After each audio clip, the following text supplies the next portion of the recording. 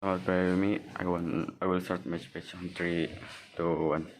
Abolishing primary and middle school years that group children based on age and instead grouping them by competency and intelligence is a controversial topic and may raise some important points that are useful to consider.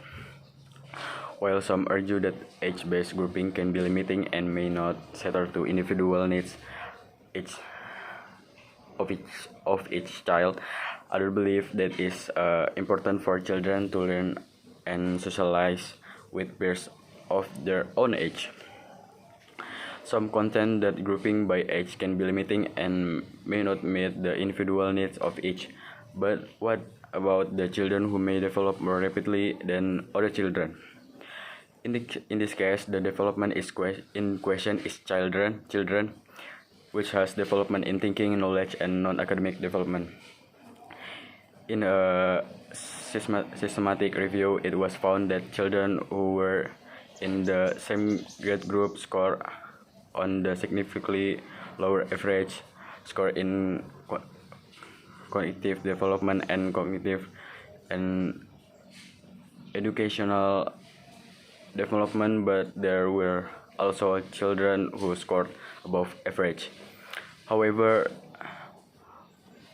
proponents of grouping argue that without grouping, teachers are forced to teach proponents of grouping.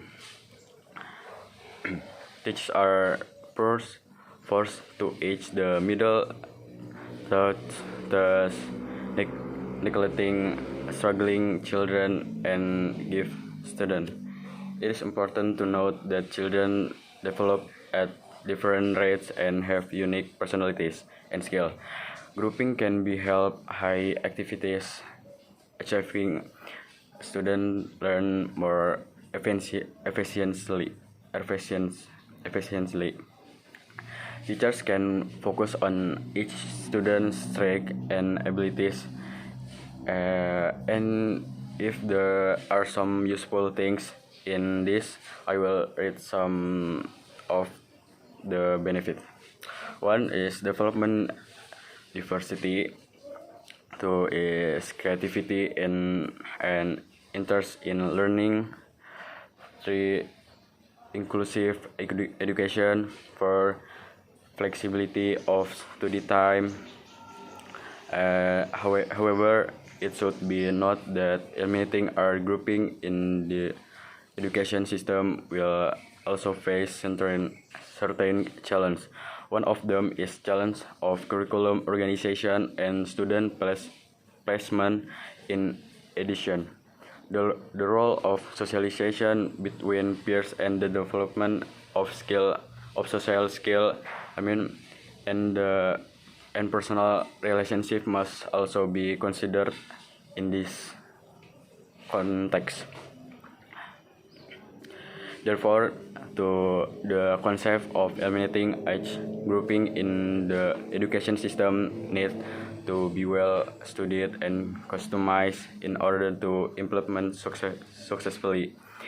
It is important to understand the benefit and challenge involved, as well as consider various factors in creating the right including approach to meet the needs and potential of each individual. The explanation I said earlier about the abolition of primary and secondary school, this is my explanation about grouping students based on competence intelligence. Okay, maybe that's all from me. Assalamualaikum warahmatullahi wabarakatuh.